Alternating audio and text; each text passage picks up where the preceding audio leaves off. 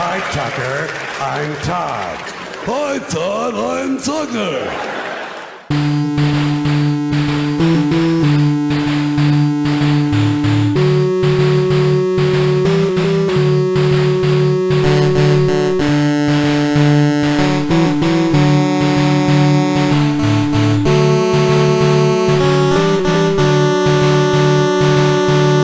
Quiet. How about now? Loud and clear. Perfectly clear? Perfectly clear. Am I clear enough that the impression might be actually good now? Give it your best shot. It's not my best shot. I've never done one before. I think you have to do the what's the deal? That's too You have to. What's up with? You have to start with it. Yeah. What's the deal with impressions of Jerry Seinfeld? It's not Jewy enough. I'm afraid to make it too Jewy. Those Cumtown guys have done a bit on how racist Watto was, and it made me feel like I'm doing something good with my own takes. Oh, he was so racist. We've talked about it too much. Yeah, and it just like every time I think about him, it's shocking how racist he was. Would you like to jump right into our premise for today? Since we already have one selected, I've been thinking about it, but I haven't been able to come up with a good jumping off point. Like, how do we enter our scene? How does it start? Does Craig actually just fall into a coma as soon as we get him home, or what? Well, yeah. So we'll present the premise to our audience because it is a show. Right. You're right. You're right. I'm a fool. No, you're enthusiastic because this one's fun, and we've been talking about it sort of on and off for a while now. I am enthusiastic, and usually we stop and discuss a selection of which premise we're going to do, and we've already chosen it. So I did dive in a little quickly. That's okay. Last week we had proposed a scene or suggested a scene in which the camera zooms inside Craig's brain, very similar to a Jimmy Neutron brain blast. And while we were discussing that, we said, hey, what if one time Craig went inside his own little mind universe and he got stuck inside a thought? And from there, we said perhaps that was like an after effect of his encounter with Fantasology, our new religion in the Tucker and Todd universe. Yeah, his unceremonious unplugging must have interrupted an update or something. Yeah. So what is the jumping off point? Is it an unplugging? Is it some sort of code? I think it starts with the unplugging, but we have to carry him home is what I'm thinking. Like he cannot move under his own volition. He's slightly awake and aware, but he seems out of it. And since we kind of expected as much because he's been hooked up to this device that has been basically puppeting him, we kind of expected him to be a little bit out of it. So should we reverse engineer this a little bit and at first determine kind of what it is that causes him to be trapped in there? Kind of what he has to first we determine kind of what the villain, because I think, sorry to pause for a moment. One of the one of the compelling points that I was excited about for this was sort of the Wizard of Oz allegory, in which Craig goes into this thought world. He gets stuck in there, much the same way that Dorothy gets stuck inside Oz, and so there is going to be a whether it's the wizard or the witch, something represents actually Craig, because we said that Craig is going to meet several versions of himself. So maybe the versions of himself that he meets are villains that he has to atone with. And the straw man and the tin man and the lion that he meets are like Tucker and Todd and Stan. Naturally. Now that sets the tone for the internal setting. Now I definitely am interested in Craig having to reckon with all of his alternative selves, whether they're like in direct hostile opposition to him, like whether he's in conflict with them or not. He has to reconcile with them one way or another. Some will probably be more hostile than others. Sassy teen girl is probably just going to be sassy teen girl. And so that's the thing. Is it the other way around? You said 5 alternate Craigs. Should I said we need at least 5, but I don't know if we need to have him jump through 5 hoops in order to find himself. No, that's too many. That's not even that's I think technically there's only like 3 or 4. Yeah. And not anyways, Joseph Campbell. Video game rules say that you can never have to jump through more than 3 hoops. Yeah, I think 3 would be enough. I mean, that's the Dora the Explorer rules. I thought we only had to tell Swiper twice. Well, we only have to swiper no swiping, swiper no. You have to tell him 3 times, but you also have to go to the bridge, the field, and Strawberry Mountain. There's always 3 steps on the map. Damn. Well, these things come in threes rule still applies then. Although might still want to find 5 personalities for Craig, but he doesn't have to, overcome 5.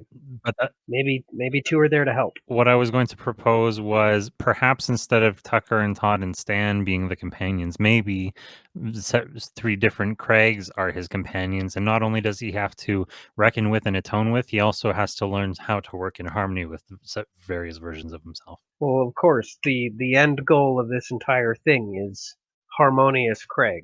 Whatever happened while he was plugged in and the rapid unplugging without, ejecting the USB device Oh, so perhaps has resulted in him splitting. the witch then is the Fantasology version of Craig, and that's the one that he does have to defeat and melt. Yeah, and he's going to need all of his buddies to do it. Perfect. Okay, so Tucker and Todd aren't in this at all. It's all just the Craigs. Well, I mean, they can be in there somewhere. Like, they can be like little singing elves, but they're not going on the quest. They just happen to be there. Okay, so yeah, we will. Okay, all of our cast and crew will be the Munchkins then. So when he first appears in what our Munchkin land is, we will be the Munchkins there to greet him. Maybe Straight One will be the Glenda or whatever. Yeah, and it just occurred to me that it would be funny to me, at least, if the 3 of our Munchkins approached Craig and tried to help him, and Craig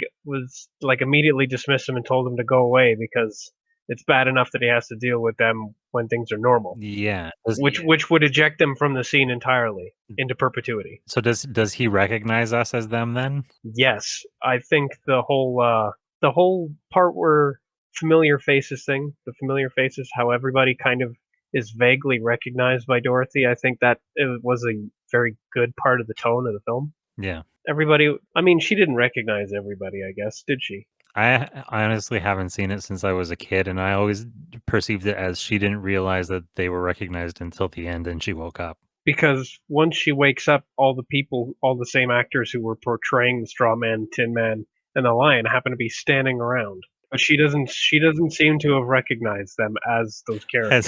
Has anybody questioned in any case what they all were doing the whole time that she was passed out? Were they all just standing there staring at her? How long was she passed out? Is that explained? I don't know. What was going on? I'm gonna assume time moves differently in each of these realms, and in fact, it was just 5 whole minutes after she collapsed. Oh, okay. Is this an important thing for us to address in our sketch? How much time passes while Craig is passed out versus what's going on inside? Oh yeah, I think time should actually move faster outside of his mind, so it should be like 2 or 3 days while he spends like an afternoon inside his head. Okay. He's not operating at peak efficiency, so his internal systems are moving more slowly than everything else around him. Interesting.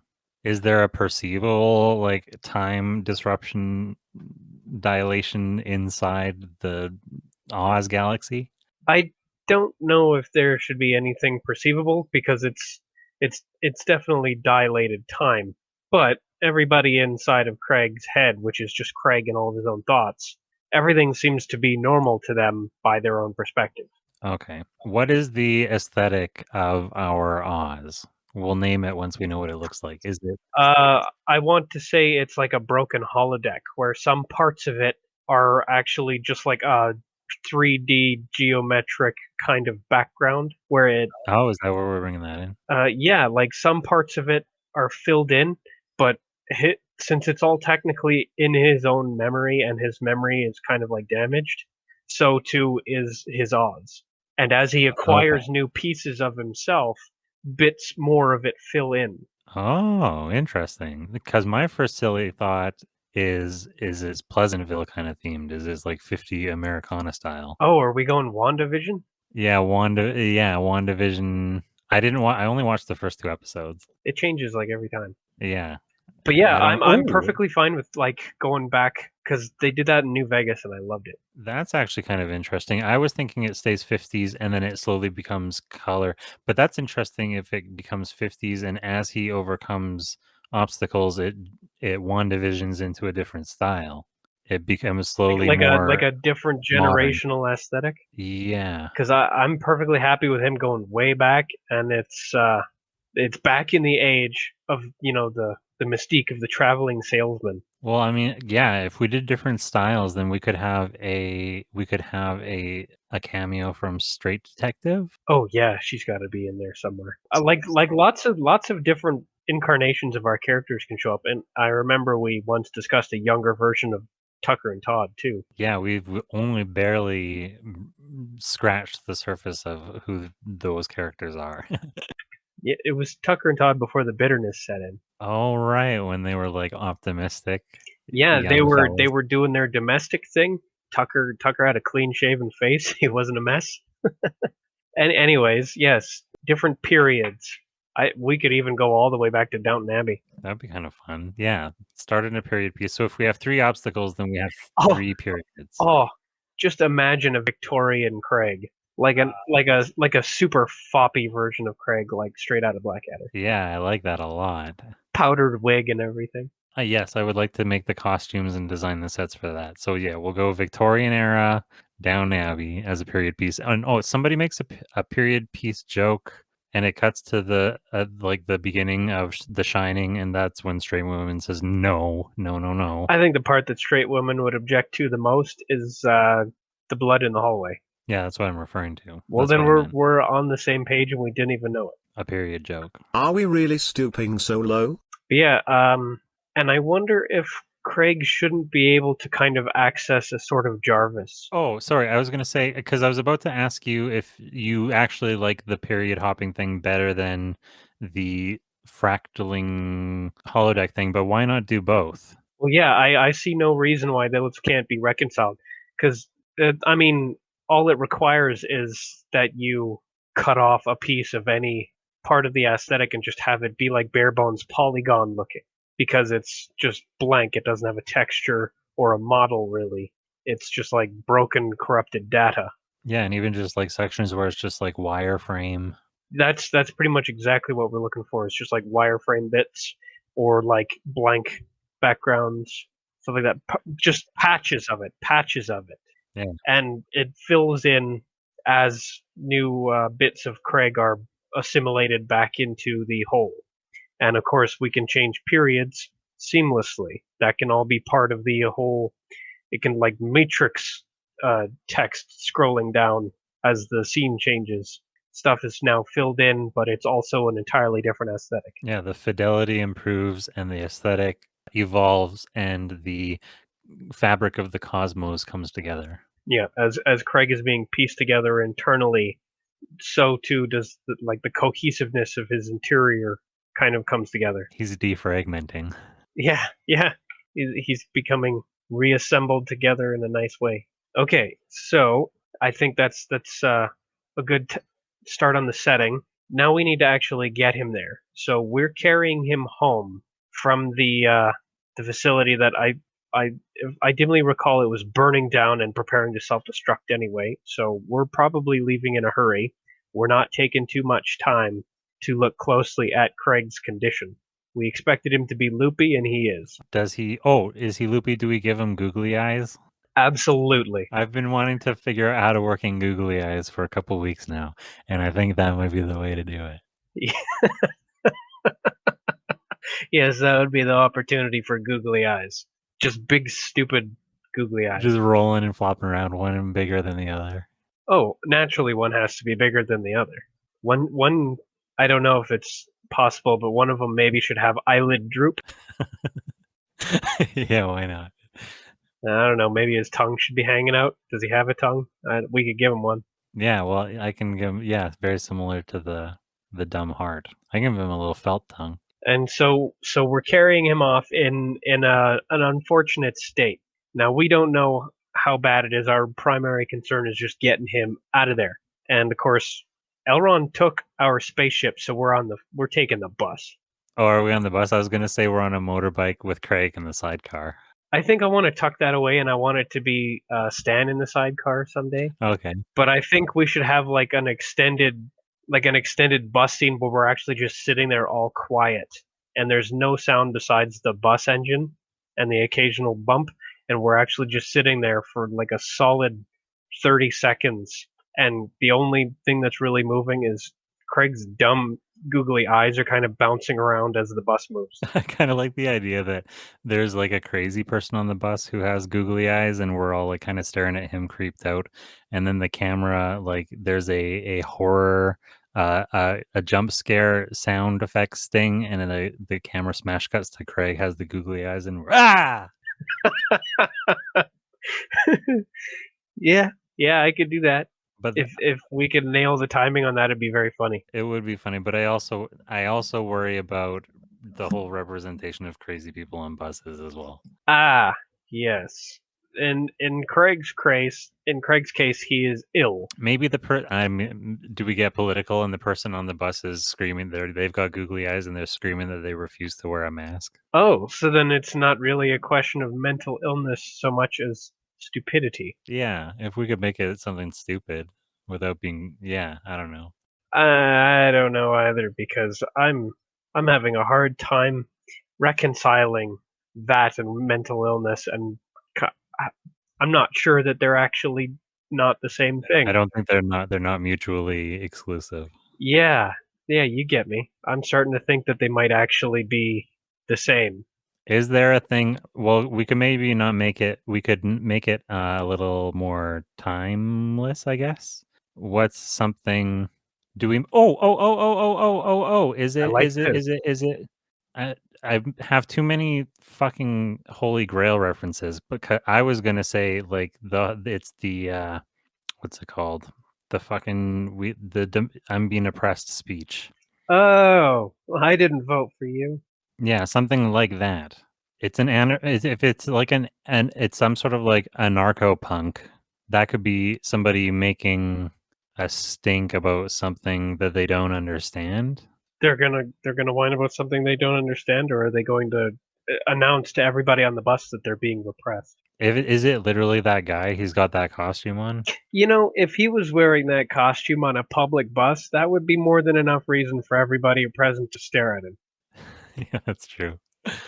Maybe we don't need to do the bit with the cut and the jump scare. Craig can Well, just be either that or we go with my original plan of just like an extended kind of awkward anti-humor bit where there's absolutely nothing going on but Craig's eye jiggle. Oh, are you saying it's like silent and we're just kind of like swaying as the bus hits like potholes and stuff for a long period of no talking with like awkward? There wouldn't even be music, would there? No, yeah, that's exactly what I'm talking about. And it's supposed to be a wild juxtaposition between our frantic escape from that building and then suddenly we're just sitting quietly waiting for the bus to eventually take us home. So does the scene start with the tail end of the escape then?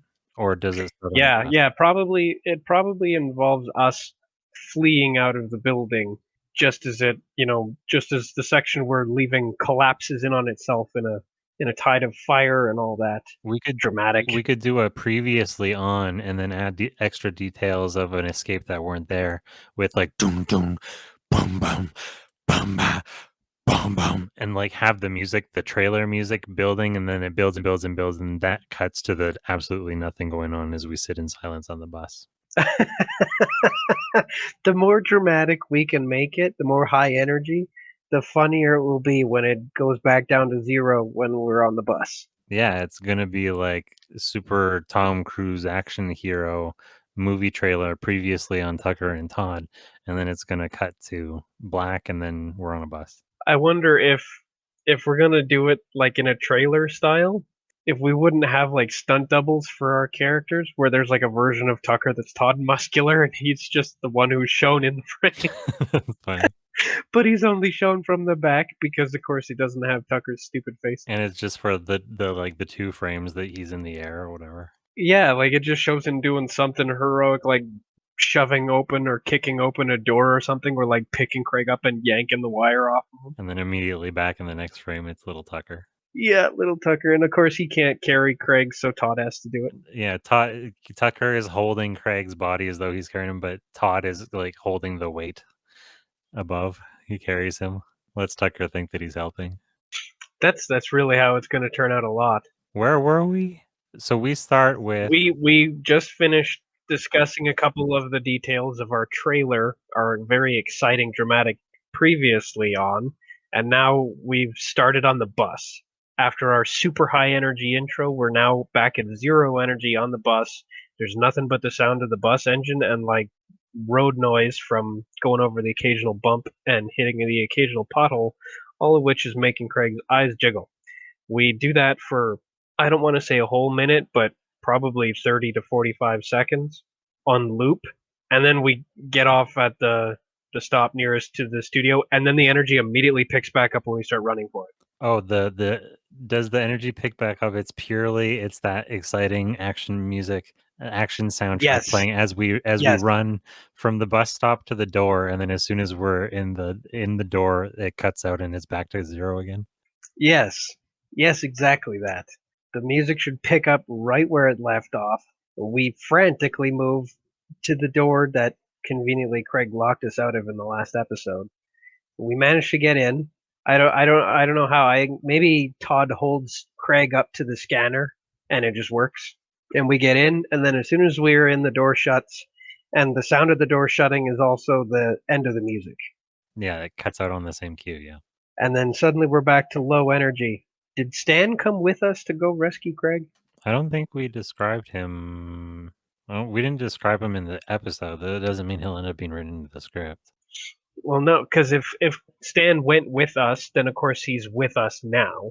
But if he didn't go with us, he's been here waiting for us, and he'll have something snarky as shit to say. You know what?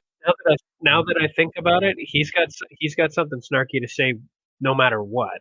I do think it's extra funny if he was there the whole time and could have let us in but didn't. Okay.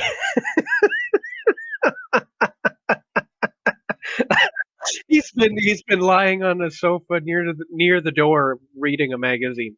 Yeah, I like the idea. Yeah, because we went on that whole stupid adventure because Craig locked us out. Stan was right there. He's definitely on a sofa right next to the door reading a magazine. Oh, Yeah. who let you guys in or something? What would he say? Maybe he still hasn't gotten up to answer the door yet from when we knocked previously. Oh, maybe he tells us like somebody was here for you. They were knocking on the door, but I figured since you didn't answer it, it wasn't anything important. Like he tells he Ooh, I like that. He didn't even check who it was. He thought it was for us instead of us. yeah, he's like somebody was here looking for you. He must have assumed it was the tax man. That's also extra funny that he sees us coming through the door and still doesn't put together. I don't know. He doesn't put the. He just simply doesn't care enough to realize that we weren't there when the person that was knocking was knocking. Yeah, he definitely doesn't care enough. It doesn't occur to him, and he doesn't care to have it to. Yeah, maybe he doesn't even look up at us as we come in. He just goes, "Someone was knocking." Yeah. No, he just keeps reading his magazine. I don't know what it would be like. Teddy Bears Monthly. Oh, maybe we are very sarcastic. We come in and we see him there, and we're like, "Stan, did anything fucking happen?" And he's like, "I don't know. Someone knocked on the door a couple hours ago." Thanks, Stan.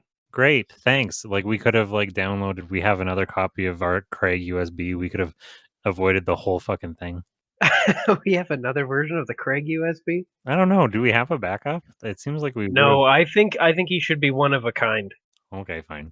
If we start making duplicates of him, we're never going to be able to stop, and then suddenly everybody has their own Craig. I'm Mr. Meeseeks.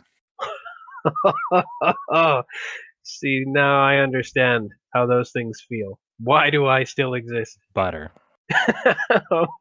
What is my purpose? You pass the butter. I eat the donuts. Are there any? How do we work in electric sheep? What is that? Oh, well, naturally we're going to find a place to set Craig down. He probably has a docking station somewhere in the studio, right? In his own, like, he's got a command center or something, and he's got a docking station in it. So we're going to put him there, and he's going to initiate his reboot sequence or whatever, and it's going to be interrupted. And then on his screen instead is just going to be electric sheep flashing in a circle, like the please wait circle loading. Oh, I like that, but I also like the sequence that you just described. So the way that he's just kind of out of it, and then when we try to reboot him, that's what causes his malfunction that causes the stuck in the coma. I mean, he's currently not functioning as it is, but yeah, his reboot sequence doesn't succeed, and instead he gets stuck in a reboot loop. Oh, yeah, a reboot loop, or he's in sleep mode. I don't know. He's stuck in sleep mode. When you put him on the dock, that puts him in sleep mode, and then we try to turn him on, and he stays stuck in sleep mode. Yeah, sure. It same result. He cannot get booted up. He won't work. He won't turn back on. And so his screen just gives you this error message, and I think it should be the ring. And if you want it to be electric sheep, it's a ring made out of electric sheep, and they're just spinning in their circle. Either that, or he gets the Xbox Red Ring of Death. You remember that? I do remember that. I got one. Me too. I'm curious. I like the sheep. So the sheep are not something that we encounter in the world, in the coma, in the dream coma. No. Oh, well, there's no reason for there not to be electric sheep like inside of Craig's interior world. Yeah, that's what I mean. In which of the well, I guess that's funny because we're going to have a Victorian thing. Would there not be sheep in that era and maybe there we see little English countryside electric sheeps? Well, I was thinking that when he arrives, it's going to be at a small little cottage out in the countryside. And there's no reason there couldn't be plenty of sheep there. That's where the munchkins are, too. So I guess we're a bunch of shepherds. Okay, that's cool. Which means we should be electric, too. Is everybody electric? I never actually read that story. I don't know. I think how do you think Craig perceives his interior world? Because it's all a fiction inside of his own mind. Would everybody be robotic in his perfect world? Oh, here's the thing. What you just said, just when you started saying that, this entire time, because I haven't read Do Androids Dream of Electric Sheep, have you? No. So I don't actually know what it's about, but I've always in my head imagined. Do you remember the ethereal or the Ethereum or whatever from the Burning Crusade? Yeah. They were like electric men. I always thought they were like electric sheep, like made out of like static electricity. But robots makes more sense. I'm pretty sure that the electric sheep in that story, I don't know if there ever even were any electric sheep in the story. I think it might have just been an allegory for consciousness, Yeah, but they would have been robotic. that makes so Wasn't much that more wasn't sense. that wasn't that Philip K. Dick? I think was it Philip K. Dick or was it Asimov? No, I think you're right. I think it is. That's Philip K. Dick. Okay. Oh yeah, because that's where that meme comes from. 1968. You've seen the Do Androids Dream of Dick? No, I haven't, but Philip's ghost is not happy about it. So, I'm gonna assume that when Craig fails to boot up, we're going to, of course, look at his screen, and of course, the camera is going to pan into the screen and in and in and in and in and in until it's inside. And if you want, there can be a little montage where we're basically going down the pipes. We gotta dance along wires and all that shit as we go into wherever his CPU Oh, is. like a warp drive But kind that of would thing? be, yeah, as you go down the throat and into the blood vessels and blah blah blah all the way to the freaking neurons. Did we land on something and it's like did our little shepherd's cottage land on something and its legs curl up? A robot of some type? We killed a I robot? forgot all about the house falling on someone thing there. I don't know if our cottage isn't already there, but whatever Craig is in, maybe Craig just falls on somebody. Oh, maybe Craig lands on an electric sheep. Maybe just Craig gets dumped there and lands on and kills an electric sheep, and that's what kicks us off. And its legs curl up. Yeah, its legs are poking out. All right, so Craig falls on an electric sheep. So at the very end of our little wire running escapade, we go into the CPU and then we land. We're suddenly just in an area now. Well, do they? Yeah, I think we're suddenly just in an area. I think so. Yeah, it just lands right in the countryside inexplicably. which means Craig is going to be highly confused. Well, because you said we're traveling along all of like the neurons and whatnot, and maybe we literally get dumped out of like a big pipe in the sky. Oh, interesting. So we're basically following along a wire, and we just kind of the camera will pan right into his CPU or one of his other chips, something important, and it'll just pan in, and then suddenly it'll pan right back out of a pipe in the sky because this is now Mario, Yeah, sort of. Yeah, I was thinking like a sewer pipe. naturally. And then it'll probably even make the Super Mario noise when he comes out of a pipe. Yeah, of course. And then down he falls, lands on an electric sheep, and then he dusts himself off, and he sees a cottage very close by, and some horrified shepherds because they just watched this thing kill one of their sheep. Yeah, they saw it come shooting out of are they kind of are they what are they like? Well, if these munchkins are us, they're going to be like us, but like a Craigified version of us. Right, they are Craigified versions. So we are in a Victorian time, but they're not acting Victorian at all because they're acting like these Craig alternatives. Oh no, the Craig alternatives are the companions. Sorry. The Craig alternatives are the people he needs to, connect with on his journey. So as he absorbs them, the setting evolves and fills in and progresses. Right. But this is if his first encounter is with us, it's gonna just be like robot versions of us, but Craig's idea of us. Right. So this is Munchkin Land. I'm probably way stupider because Craig doesn't think very highly of me at all. Oh, that's funny. So in fact, we're probably just a couple of buck-toothed hillbillies, and Stan is nearby with like rippling abs and stuff because he's still secretly very fond of Stan. Okay. Okay, I like this. So a couple of buck-toothed idiots, and then Super Stan. Do the Bucktooth idiots have TTS voices, or are we doing their voices? I think we can get away with doing their voices. Okay, that works for me. I mean, it's still Tucker and Todd, but they're the Tucker bot and the Todd bot. Right. That's one less step to do. That's easy for us to do. Okay, that makes sense. But we might have to be slightly offensive if they have to be absolute rubes. Like by doing a hillbilly Doesn't have to voice? be. It doesn't have to be too. Yeah, it doesn't have to be too strong of an accent. It just has to be Jodie Foster in The Silence of the Lambs. Oh, South Carolina. I gotta just talk with a little bit of whisper. Yeah, but hers is smooth and subtle in that film, if you recall. It's called Drawl. Yeah, it is a bit of a draw. Now I'm turning into this guy. I did not have sexual relations with that woman. Okay, that went a long way. 2 points for traveling. Yeah, for a minute there, I actually thought you were an entirely different politician. Which one? Well, see, there's a whole bunch of them in the news these days that have that drawl. Yeah, I guess that's true, isn't it? I think you were doing a better. Yeah, you were doing a better Lindsey Graham than you were at Clinton. Yeah, I'm not an impressions person. Are you sure Jerry Seinfeld doesn't think so? I heard you were good at doing impressions. Okay, so yeah. What's the deal with your bad impression? The Tucker and Todd bot, they've got a drawl, but their manner of speaking is unsophisticated, to put it most gently. I'm thinking they're like the side characters. They're like John Turturro and what's his name from Oh Brother Where Art Thou? They're those characters. Well, I guess that's a little bit better than my inkling from The Hills Have Eyes. I haven't seen that. Well, you'll never go camping again if you do. That's not true. I still love camping. The Hills Have Eyes. Camping. I thought.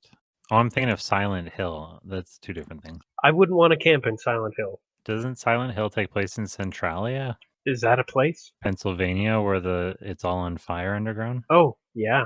That film does take place over a burning abandoned coal mine. Yeah, that's a place. Scary. Well, I think we should never burn coal again. This seems like a bad idea. My father disagrees with you. It's there. We should use it. Okay. That's not a very good... Oh, look. There's Dorothy passed out. It's there. We should use it. Uh-oh. I don't mean it. I was trying to illustrate that that's not justification for anything. It's there. We should use it. That's terrible. Okay, so there's a couple of bucktooth yokels, slapping their knees and gibbering on about how something just killed them thar sheep. And Super Stan is going to be the voice of reason here. He speaks calmly, he speaks softly, but everybody listens to him because he's so authoritative. So he's just oozing raw charisma, and everybody relaxes immediately, and he diffuses the situation and asks Craig, who are you, mysterious stranger? Because normally Stan he's either an instigator or he escalates. So in this version, he de-escalates. And so Craig has just been thrust into this whole how is he? Who is he? Does he have the presence of mind to just simply say who he is? He can't remember who he is. He has amnesia. He has to piece himself back together in more ways than one. Which means, like, some of his go-go gadget systems aren't online either. He's going to have to pick them up like fucking old-fashioned Mega Man. What form is he in? Because if he's in his cardboard box form, he has his name written on the side. Do we get rid of that? Or is it there and they're like, it says your name is Craig? Well, it says Craig on the side of you there. Is that your name? I don't know. Maybe nobody here can read. Or maybe it's been scratched off. Or maybe it's, like, just crossed out. the most low effort version of, erasing it possible. Just scratch it out. Or maybe they assume because it says Craig on it, they assume that he belongs to someone named Craig, and he goes on to a mission to find Craig. Ah, I like that, actually. I like that a lot. It says Craig on here. Are you Craig? Or maybe that's where you come from? It looks like you're the property of someone named Craig. And thus begins Craig's quest to find Craig and the answers as to who he is. Yeah. And so he goes off on his yellow brick road. I was trying to think of something funny to do with the road, but I can't think of anything funny to do with yellow bricks. Because, yeah, is it a computer thing? Yeah, probably. Either bricks kind of fly up out of nowhere to assemble the bridge as he walks, or, like, off in the distance part ways, it's actually just wireframe and it's slowly filling in as he's moving because it's loading the area ahead. He doesn't have a lot of available memory, so his draw distance is low. Follow the draw distance low. I don't know if that would work. It doesn't. I'm trying to figure out if we need...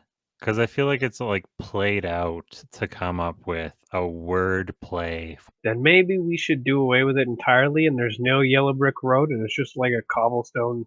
No, not even cobble, it's just a dirt road. Or maybe there is a yellow brick road and Craig starts heading down it and everybody yells, "No!" Don't go that way! No, not that way. And nobody says why. If pressed, they just say, just don't. That road's been used too many times. Yeah, Craig's going to go down the road less traveled. Yeah, he's just going to go down a dirt path. After all, this is the English countryside. They don't have a lot of roads. Let me rephrase that or clarify. This is the English countryside like 200 years ago. They don't have a lot of roads. They do definitely have roads. They do have carriages. They don't have a lot of roads. You have your main road and then a bunch of dirt roads. 2 hours later. So he goes down a dirt road. Yes, he goes down a dirt road in pursuit of Craig and the truth. And so he is going to have to meet his scarecrow before... I think he needs to meet a scarecrow and a tin man before he comes across his first obstacle. So you think he should meet at least two of his companions? Yes, I do. Okay, So do they have to be a scarecrow and a tin man? We've already said no to the yellow brick road. Should we say no to the rest of these tropes as well? Well, that's why I said I liked for the idea for our straw man to be somebody who just always makes straw man arguments. Is Craig going to do that? It's an aspect of Craig that we're meeting. Right. Give me 1 second to make sure I actually understand what a straw man argument is. A misrepresentation of an opinion or viewpoint designed to be as easy as possible to refute. I'm going to assume because a straw man isn't particularly, structurally intimidating. He's filled with basically just air. So does that make sense that would be an aspect of Craig then? It would be very complicated. Do we need to give these things specific personality things that we want to be attached to Craig? Or is this more to do with like the voices that they make? They have a personality based on what they sound like. I assume they have a personality based on what they sound like, but each one of them probably does govern like an aspect of Craig's psyche. Okay, so in order to do this then, we have to pick out what our voices are. So we have snarky teenage girl, you said. Yeah, non-negotiable. I need her in this show. We have French Craig. Ho, ho, ho, ho, ho. Let me. Is there I'm gonna. an Australian Craig? Yes, there is. There's a male or a female. Male Australian, British female, you had already said. I think the British female should be highly aristocratic and posh, while the Australian male should be, well, drunk. Okay, let me check out British female voices. One sec. There's Amy and Emma. Amy. Oh, okay. So there's sort of like a soft-spoken, motherly, posh British, or there's a sort of clipped, nasally, businessy, posh British. The first one. Okay. Now, our other options are many. There is Brazilian, there is Canadian French, there is Danish, Dutch, German, Italian, New Zealand, Norwegian, Polish, Russian, South African English, Welsh English. Okay, so we've got sassy teen girl, we've got posh British lady. I still am leaning hard for Australian man. Yeah, he's in there. Okay, so that's 3. I guess we want 2 more, huh? You have French Craig, so that makes 4. The last one going to be the villain? The Fantasology Craig? The Fantasology Craig. Okay. And that will be that's Craig's British English Brian voice? Yeah, I think we're going to steer away from painting anyone except the British as the villain. So what voice does the Craig who's the protagonist in this story have? Craig's normal voice, I assume. Oh, okay. Then it's not the British English. So that is the British English Brian voice. Okay. Oh, maybe the posh British lady should be the Fantasology Craig. Okay, that's good. Yeah. You know, his British counterpart is evil posh lady. Okay, so that still leaves us with 4. We need a 5th. Any ideas? I'm just trying out what New Zealand English sounds like. Well, you never heard of Kiwi before? Well, no, one of my aunts is from New Zealand, but I just mean the TTS version. Ah, well, we have the teen girl, we've got the villainous lady, we've got an Australian man. What gender is the French Craig? French Craig is male. Okay, so we've got 2 guys and 1 gal on our team, and 1 gal who is the enemy. One gal on our team who is the enemy is the sassy British girl then. So then Is it's she not sassy or is she posh? not sassy. The posh British woman is an enemy, and so the sassy teenage girl will be on our team. Yeah, but she'll probably take a little bit of convincing because she's kind of a bitch. She's Tiny Tina from Borderlands. Yes, exactly. She's good plan, great plan. And yeah, okay, so let me just make a little document to track these. Running, running, running, I'm running over there. Run, run, run, run. I heard that she's getting her own spin-off game that sounds very cool. Tiny Tina deserves her own game, but I don't know if they're gonna be the ones to make it properly. No, have you heard anything about it? I haven't heard anything about it. I think it's going to be like high fantasy. It's called Tiny Tina's Wonderlands. Oh, it's gonna be in her own head, basically. Yeah, it's a fantasy spin-off. Well, that makes it funny then. Okay, so Snarky Teenage Girl is on our side. Yes, after we convince her. The Australian guy is gonna team up with us probably right away. Yeah, I think he's our straw man. Now, I still think it's possible that he's just wearing a jacket that happens to have straw sticking out of it. Or maybe, oh wait, I have an idea. He can't shut the fuck up about his metal straw is superior to plastic straws and how you need to stop using plastic straws. He's a straw man. I would find that easier to write than trying to kind of shoehorn in endless straw man arguments for no reason. Yes, I agree.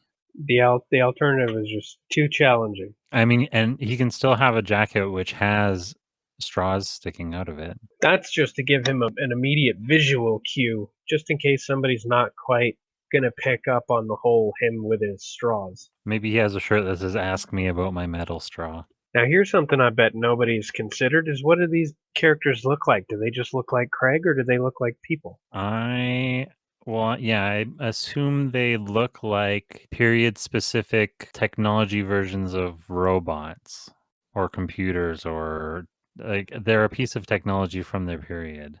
Are they anthropomorphized, or are they just kind of floating and sputtering around like Craig might? Well, no, I'm not actually sure because since we've done a toaster, I was thinking when we do the 50s diner era, we have a little like 50s toaster, which is Craig.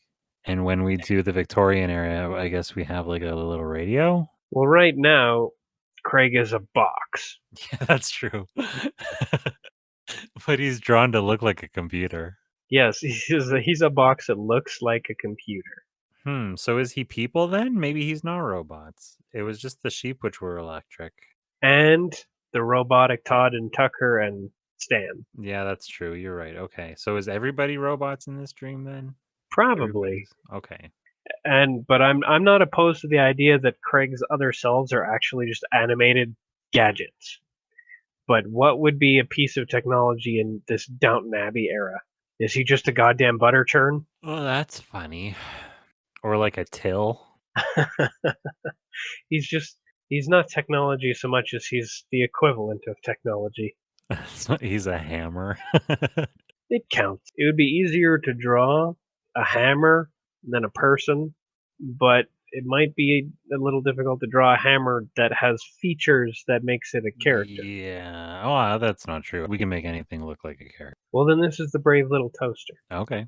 And I'm going to assume that the Tucker Todd and Stan bots are the only actual people that are encountered throughout this. All the rest is just going to be like environmental obstacles and trying to convince sassy teen girl to join the party. Yeah, pretty much. We don't need other characters. Not really. They'll kind of just serve to complicate things. Do we have anything that is the flying blue monkey things? What are the witch's minions? That's an interesting question. Could they be some kind of animated computer virus thing? Or does it have something to do with her being British? What are you thinking? Fish and chips or something. Just attacks people with fish and chips. There's a bunch of flying fishes and chips. Throws limes at them. Maybe it should be a bunch of flying limes. Just limes with bat wings.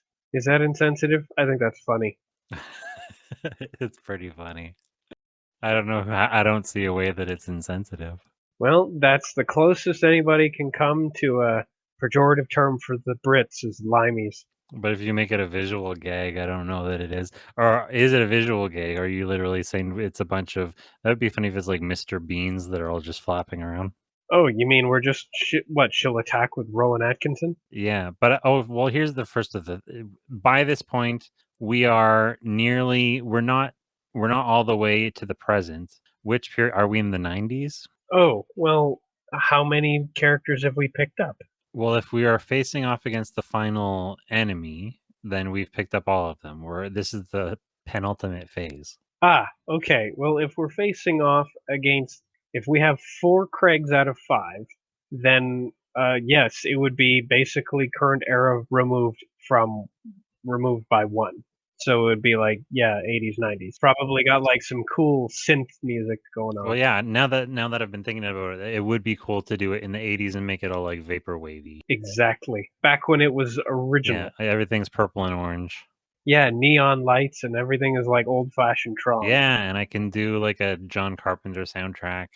And so it's all super cool, old-fashioned, return of the 80s synth Okay, music. so this is our setting. So I want to ask one more time. So we have 5 Craigs, but I think we have 3 eras, right?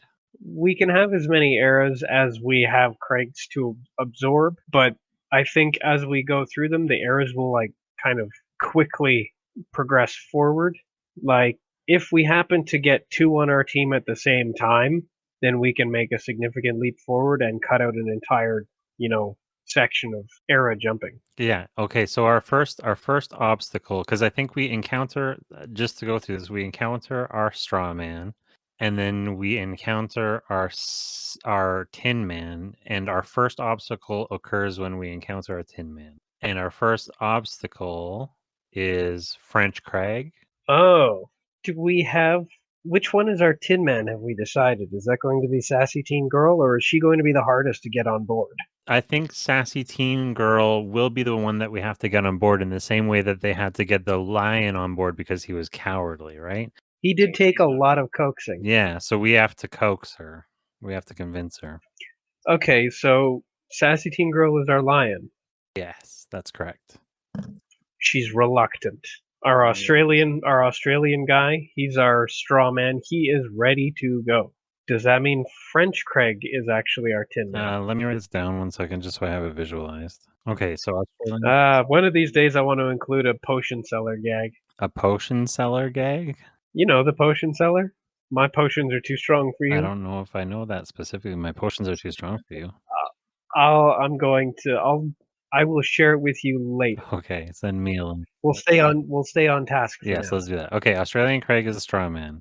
A Tin Man is collected. We're saying it's, or are you saying Tin Man is French man? Well, we have 4 out of the 5 anyway, so technically the one we haven't yet decided on could be the Tin Man, but we are going to have to pick one. I feel like, or maybe, yeah, I feel like French. And also probably going to have to decide what kind of device he'll be, because I think we've already decided our Australian guy's a hammer. Well, you had proposed a butter churn, which is, I think it should be what it is ever more as a visual gag, more entertaining. Well, yeah, especially if you're churning butter. What a Churn me. what kind of technology would shepherds have? What other tools would they have on hand? They have their shepherd canes, sandals. Something for shearing the electric sheep? Yes, probably electric shears. They are just literally scissors, but they look robotic. They're not it's not an electric razor. Yeah, it's not an electric razor. It's scissors that just like have wires attached to a battery on it.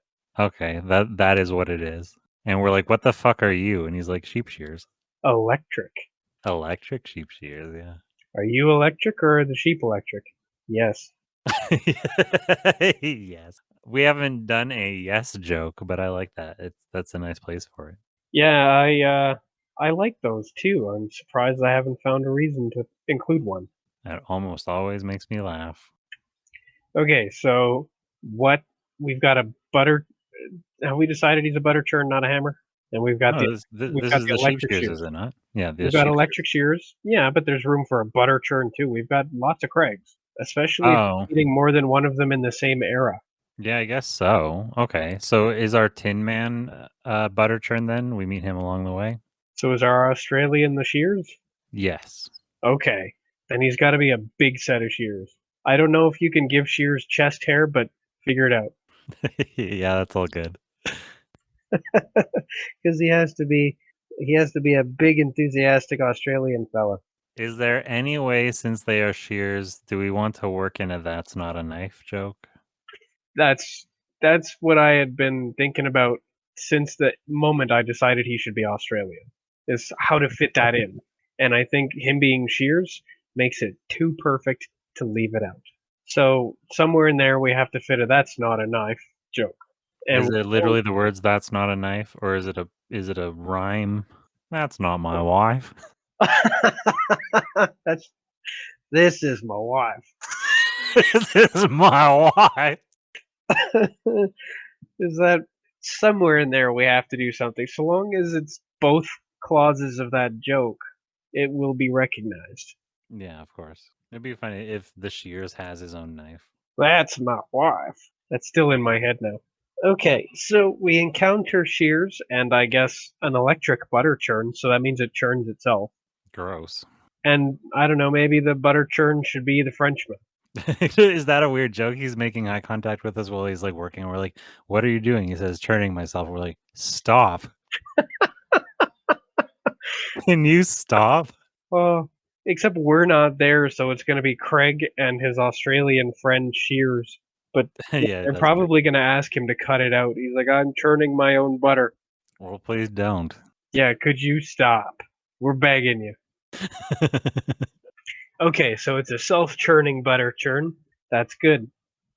Picking up, and of course the Frenchman probably doesn't put up too much of a fight because well, I mean he churns his own butter, so he's got nothing else to do.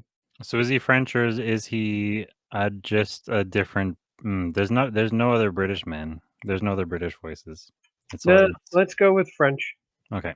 So that's Australian Craig and French Craig, and we pick them up. And once they join our party, there's some kind of audible cue, doo, and then suddenly, the broken pieces of the terrain start to fill in, but they also change because it's shifting to a different time period.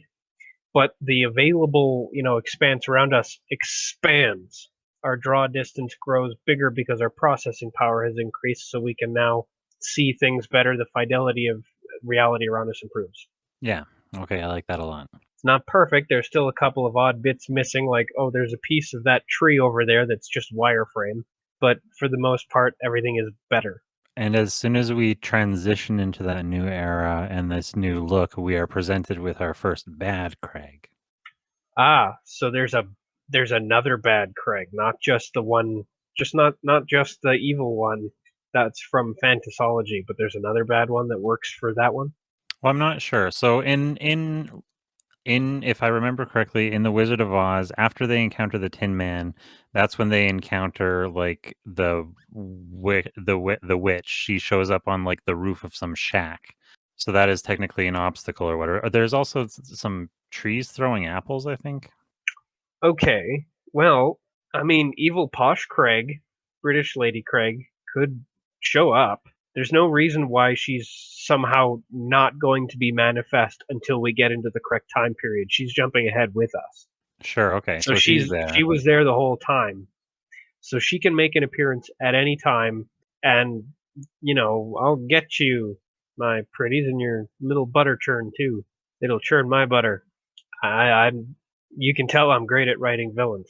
Well, I was actually thinking that she's giving some little evil whatever. She's threatening us, and the butter churn starts churning his own butter, and the witch is like, "Okay, stop. No, okay." Like she starts getting uncomfortable. Can you we stop that? we creep the witch out so bad that she has to leave. That's how we overcome the first obstacle. Yeah, that is literally how we overcome. We just creep her out with the butter churn making eye contact. We'll just creep her the hell out of here. Yes, once our butter churn is made a little bit nervous, he starts immediately churning again. He's a nervous churner. He's a nervous churner. She goes, "You stop that." He goes, "No," and she just runs away screaming in frustration. Well, she tells him to stop that, and he just kind of sweats and starts churning even faster because More. now he's got her attention, and it's making him more nervous. It's so funny. He's like, "Oh dear, I can't. I can't stop it, fellas. Help! I'm dear. coming. Mon Dieu!" Mon Dieu. Yeah. Because he's French, of course. That's so funny. Him hemming and hawing in his French accent. Yeah. Okay, that is Okay, the first. so yeah, I want to just call her the evil queen. I'm tired of going with the witch. Yeah. She's an evil queen. She's like Charlize Theron level evil queen. Is she evil queen or evil princess? Because she's got the voice. I thought her voice was sort of motherly British lady. It is. Then she's 100% evil queen. Okay.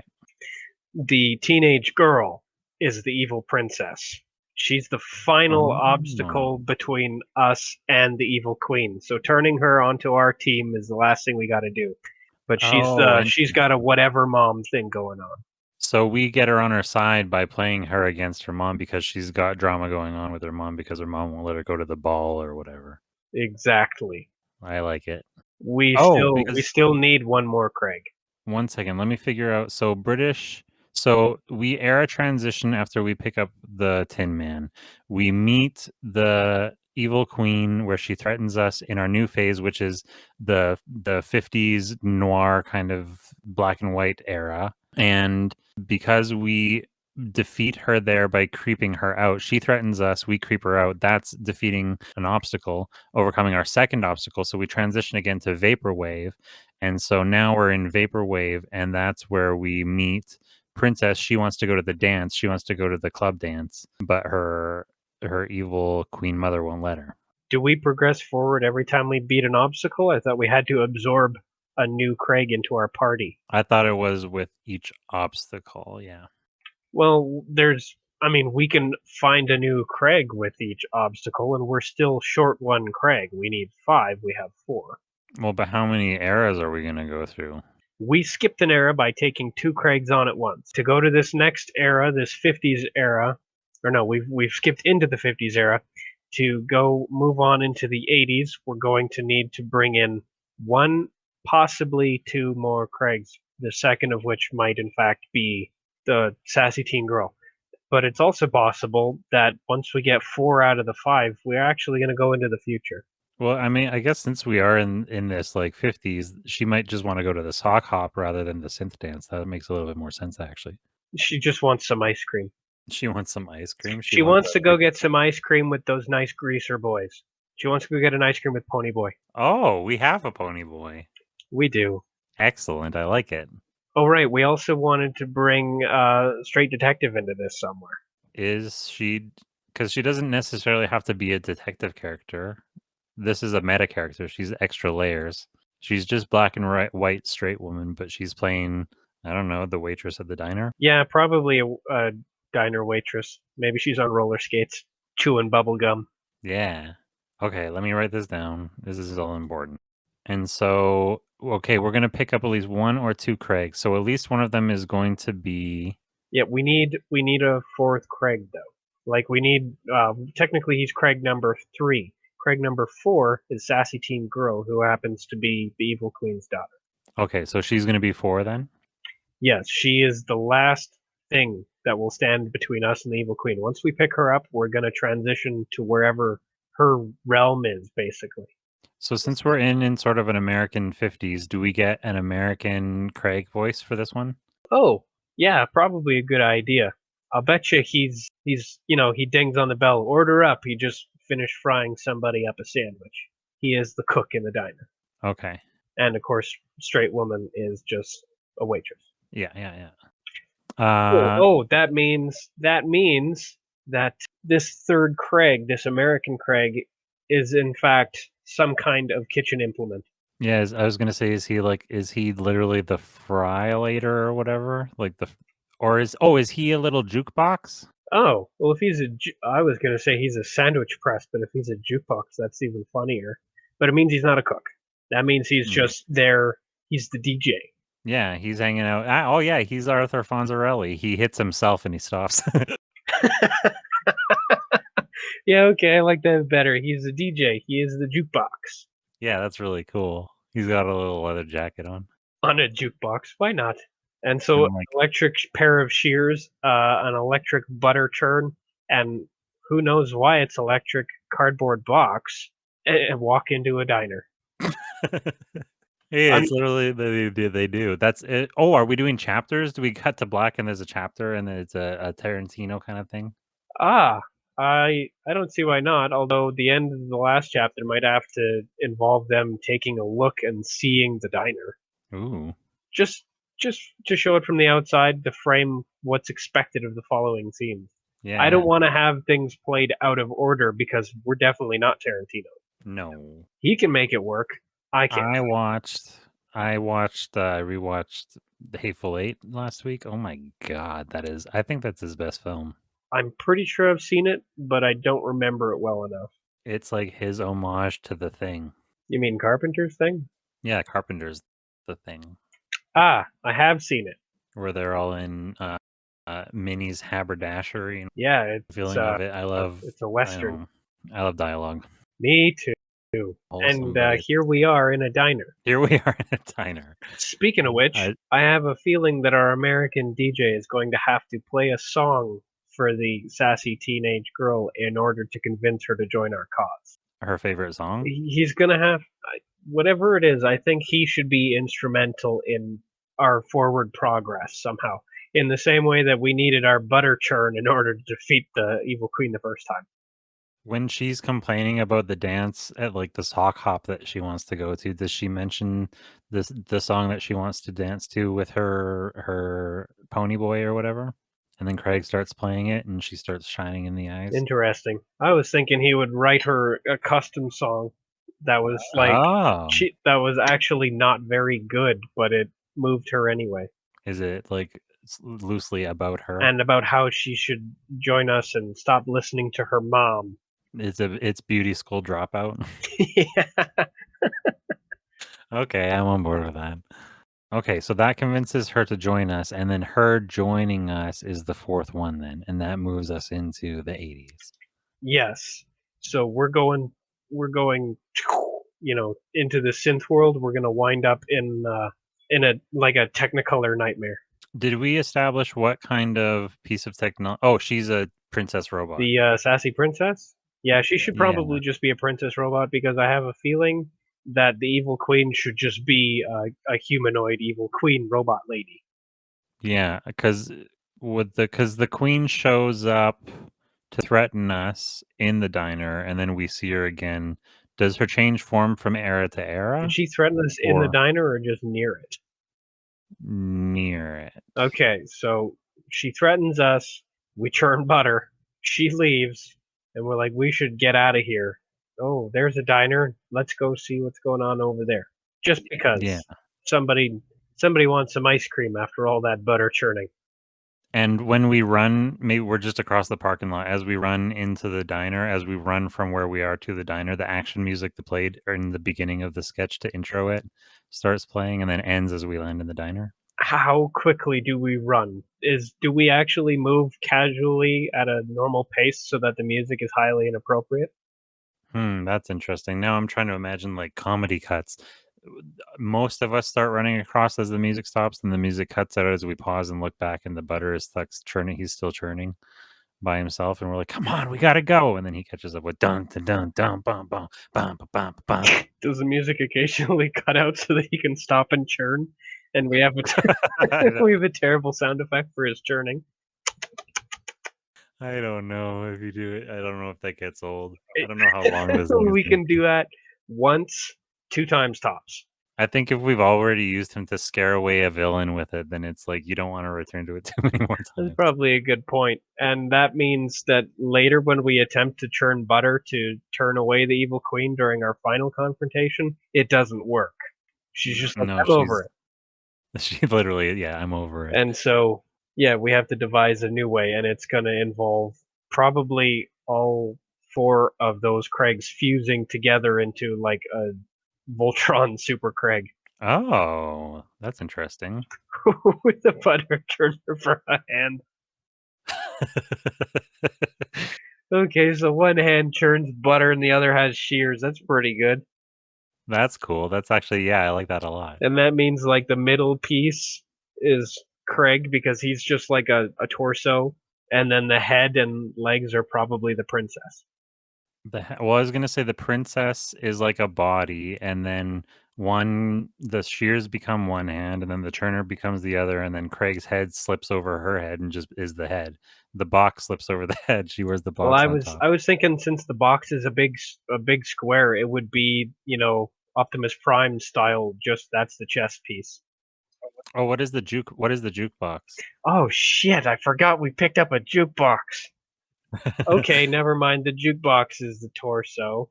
Or no, oh, man. Oh, man, this just got so Oh, much harder. maybe the jukebox actually, maybe there's a little bit of we do a little bit of cartoonish. The jukebox, like, does a little bit of a Transformers things. It unfolds and is something else that the other things are able to attach to. It becomes a little, mech Yeah, suit. it's gonna have to, like, slip in half and become the shoulder plates or something. Yeah. Because I think you could get away with having it split in 2, and then each half is a shoulder plate, and then from each shoulder, of course, extends the butter churn and the shearer's arms. Maybe it opens into 3 separate units. It literally does become a little suit. It becomes a suit that the princess can wear, and then the other pieces attached to it. This is getting technical, but It is technical. for our intents and purposes, they assemble themselves together like Voltron for the final confrontation. So yeah, we some kind of bad custom song for the princess convinces her to join us. I mean, admittedly, it wasn't super hard because she's already got a bone to pick with her mother. So yeah, we've got 4. We transfer over to the Technicolor Nightmare that sounds and looks just like Thor Ragnarok, man. There's just bright colors everywhere, and we've got Yeah. our Return of the '80s synth music, and it's awesome. And then I guess maybe we're in like a disco, and that happens to be where the evil queen is, because our final fight with her is going to look like it came out of the first John Wick film. Absolutely. This is So exciting. it's just inside of a club with like lights flashing, and it's somebody turned on the smoke machine, and it's just crazy. And of course, we try the butter turn, and it doesn't work. So we're like, we need a new strategy. And then I'm gonna say that it's original Craig who comes up with the idea to combine their powers. He's got enough of himself gathered now that he's processing things better. He's thinking better. More of his faculties are online, so he can transform them together into their Craigtron. I know what we have to do. What do we have to do? Oh, no, I'm saying that's what he says. I Oh, know what we god have damn to it. do. I was hoping you had a super great plan for how to assemble them. Super good plan. No, I'll work on that for later. Okay, but he kind of just has a realization. I know what I have to do. And so, yeah. And then cue, like 8-bit fight music. Or no, I guess technically we need to stay on task with the music. It needs to be 80s synth music, but it's a fight. And then there's like 8-bit explosions, and then they just like bang into each other a few times because after all, they're still just like puppets. I think maybe I do have an idea for what they do. Maybe they all get inside. He says, "You have to get inside me," and they all jump inside him as the box, and he is a single box, morphs into a single unit that is made out of elements of all of them. Yeah, that's probably the best way to do it. And the jukebox actually just becomes like a little MP3 player that's embedded in the box's chest. Oh, and since he defeats the queen as this like amalgamation of all of them, that is them becoming him, and he is able to emerge into the present as all of them uh congealed inside of him. Yeah, the once he defeats the evil queen, he absorbs her too, because that's basically Craig's cunning. Right. And he takes them all in, and then he becomes his complete self again, and he finishes his boot sequence and wakes up. Beautiful. Yeah, and he's like, and you were there, and you were there, oh, and you were, and then he looks at Stan, and you were there. And Stan starts making the butter churning noise. Just Stan has no idea. How does he know? How does he know? Craig's like, "You need to stop that." Actually, I think everybody in this studio, including straight women, should look at Craig or look at Stan and say, "No, you need to stop that." And of course, this whole reassembling thing that Craig's been doing on his whole adventure, there's like a dark mirror of it happening in the outside with L. Ron Hubbard as he's finding and assimilating his own dissociated pieces of his consciousness. That's true. I can't remember if we said if he was gonna have to go on some sort of adventure to assimilate all those pieces, or if it was No, he's just kind of somebody prayed to L. Ron Hubbard, right.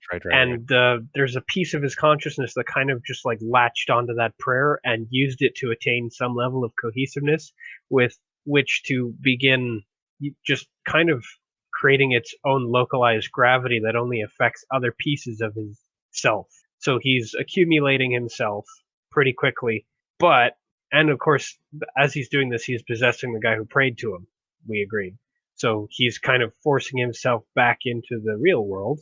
So he's assembling this gestalt sort of consciousness of himself, all these different associated pieces. He's putting them back together, and of course, Paperboy is going to swoop in and take some of it That's right. before it can all get into the real world. So while on the one hand we have Craig who is going on an adventure to reassemble himself, and he succeeds, L. Ron Hubbard is forcibly injecting himself into somebody else who prayed to him in an effort to kind of pervert the process of reassembly. And then Paperboy further dashes it by taking what he finds, because it doesn't all get into that guy who prayed, this priestly guy. Priestly guy who we said would be like an allegory of Tom Cruise, like a celebrity character that Yes, he's a Fantasology was pimping celebrity out. character who is absorbing the dissociated fragments of L. Ron Hubbard's soul. with the exception of a few fragments that Paperboy gets his hand on, and That's right. he absorbs that and becomes even more of a monster. So yeah, these two things are happening at the same time, but Craig's is, it succeeds and it ends up being, vaguely wholesome and, done in an accepting and harmonious way. And then on the other side, we've got Elrond, who's doing it in a sick and perverse way, and then Paperboy eats what's left. Do we have, in the same way that we had a joke for the way that Stan didn't really notice that we were missing when we were missing and got back in, do we have some sort of reference to what was going on inside the studio and what was going on with Tucker and Todd while Craig was out? Right, because I think I said that time was progressing faster outside, which means it might have actually been a couple of days. Yeah. So I guess everybody's just gotten bored and gone on to do other things. Oh, are they like playing a game of tic-tac-toe on one side of Craig? I actually think the entire studio might be covered in tic-tac-toes. That's really funny. That's how bored we were. We just covered all the walls and ceilings with tic-tac-toes. Yeah, we've been waiting. Just playing tic-tac-toe for the last 3 days. Everybody's kind of like scraggly and unkempt, and the place says trash in it, and everything is covered in tic-tac-toes, and you've won every single game, and I'm like frustrated beyond belief of like, how are you doing that? is Tucker an ace in the hole with tic-tac-toe? I think so. He actually, you've been what's the word? You've been hustling me. Oh, Yeah, he's been I'm keeping your hustling. cash. He's been hustling. Neither of the boys have any money, so it's just he's got a bag full of IOUs. Yeah, it is all IOUs. Yeah, which he values. Yeah, Tucker values because he's smart enough to hustle with tic-tac-toe, but he's not smart. Maybe that's just how valuable our friendship is. That's how much our IOUs mean to each other. Yeah, maybe. Or maybe Tucker actually has IOUs from all the way back to when they used to be doing their domestic thing and they were in good condition. Oh, that's true. Mint IOUs. One day he's going to take them all the way to the bank. Well, so yeah, Craig wakes up, sees the entire place. It's a mess. I mean, he hasn't been around, so it's a mess. Place is dirty. There are soda cans and empty Chinese food containers and stuff like that. Is Geark in there at all? Naturally, Geark has always been just like a program that's attached to Craig somewhere. I don't know if Geark is actually a separate personality so much as like a checks and balances program. But Geark is definitely in there. That, if anything, Geark is what was allowing there to be any level of cohesiveness in there at all. Like he was probably the ground that they were walking on. He was the trees. He was the wireframe. He was all of it. Oh, okay. That's interesting. So he was the environment through which they were able to actually self-repair. He's like a Teletubbies baby in the sky. Yeah, he's the one keeping the lights on in the diner and stuff. Right, that makes sense. Because Okay, so yeah, if Geark were to show up, then Craig would stop being the hero of the story because Geark would suddenly become the unifying force because he's good Craig.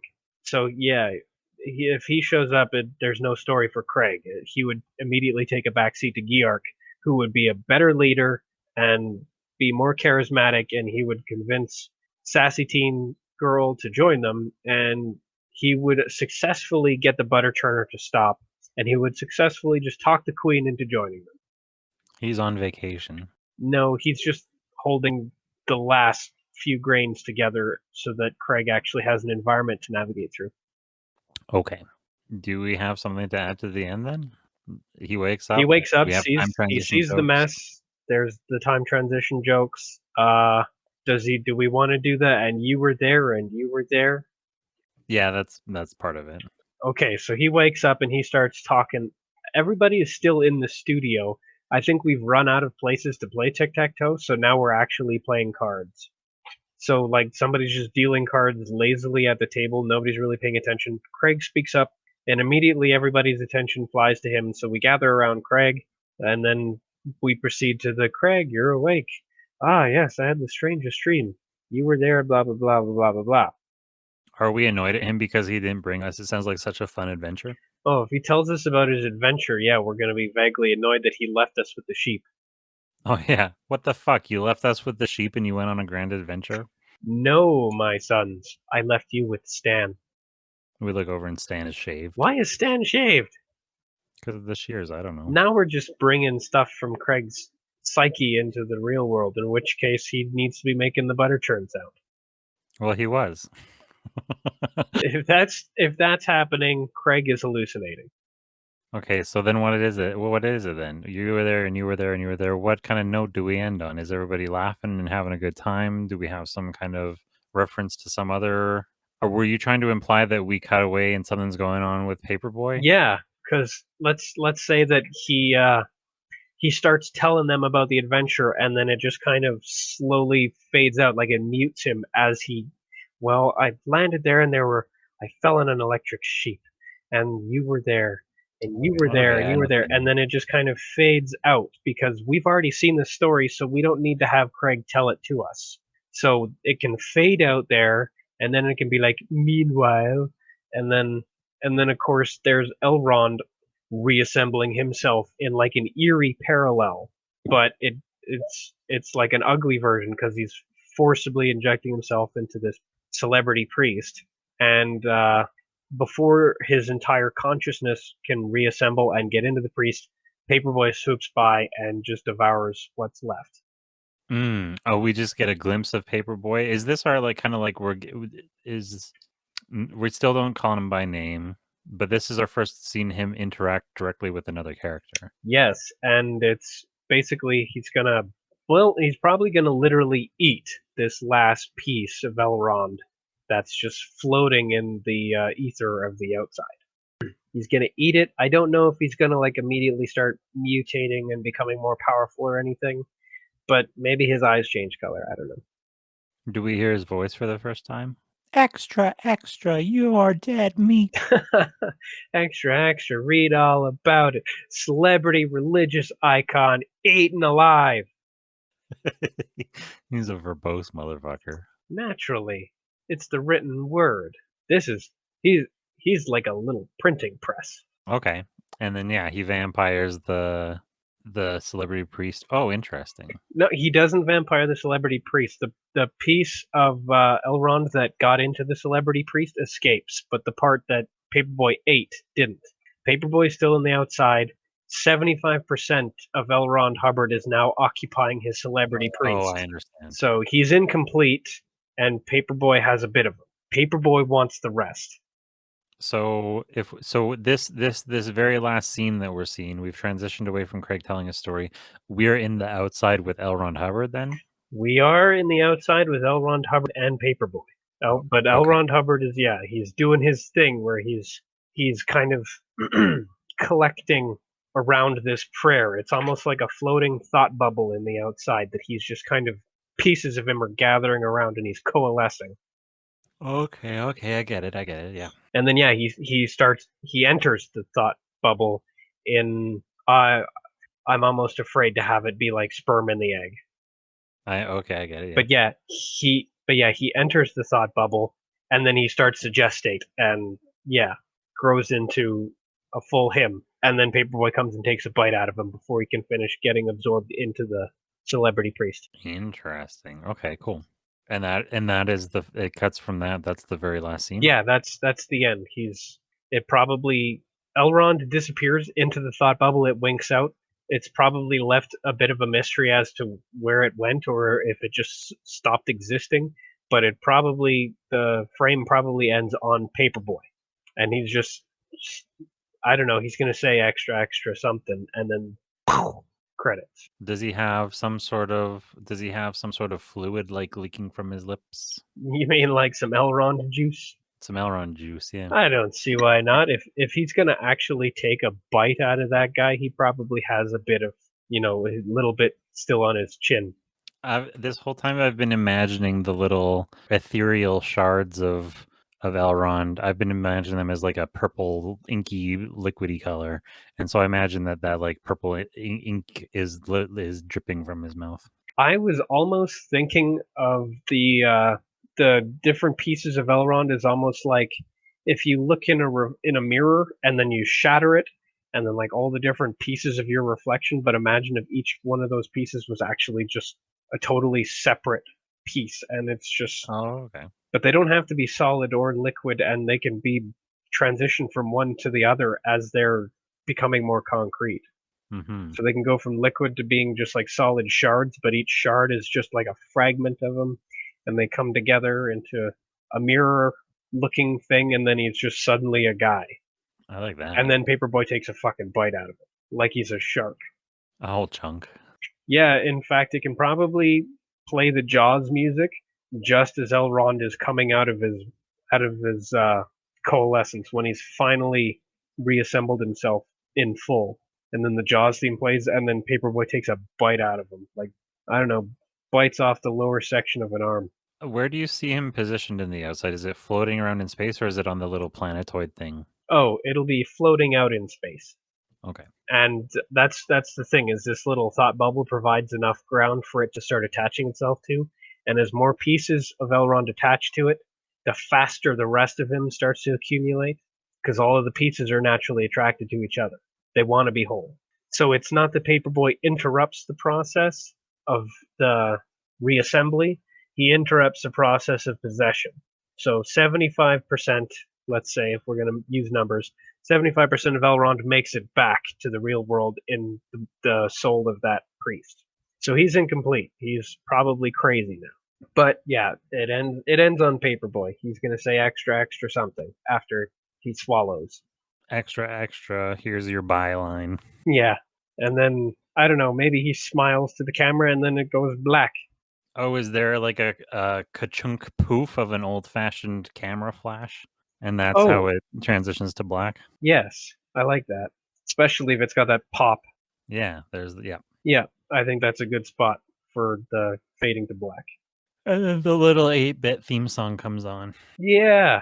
And then that's the end of the episode. And I think that's the end of this episode. That is the end of this episode. Thanks for coming along on this adventure, everyone. Inside Craig's mind. I had a good time in Craig's mind, even though I didn't actually get to participate in the story. Yeah, we were some useless shepherds. Yeah, we can't even keep track of the sheep. Craig killed one. Now we're gonna have to start the count all over. That's what we're mad about. Maybe that's what we're mad about. In the we were beginning, we have to were start counting over. them. We were counting them. Now I gotta start all over. 1, 2.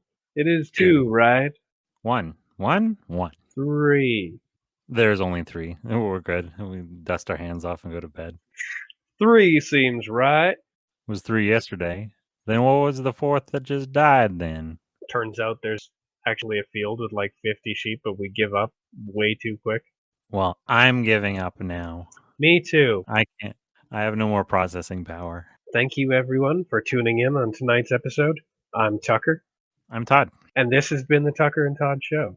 And you've been an audience. Have a week. Have a week. I think that's the good But not a thing. week stool. Not a week stool. Yeah, not one of those. Good night, everybody. Bye. Fuck Tucker. Tucker sucks. And fuck Tucker's friend, Todd.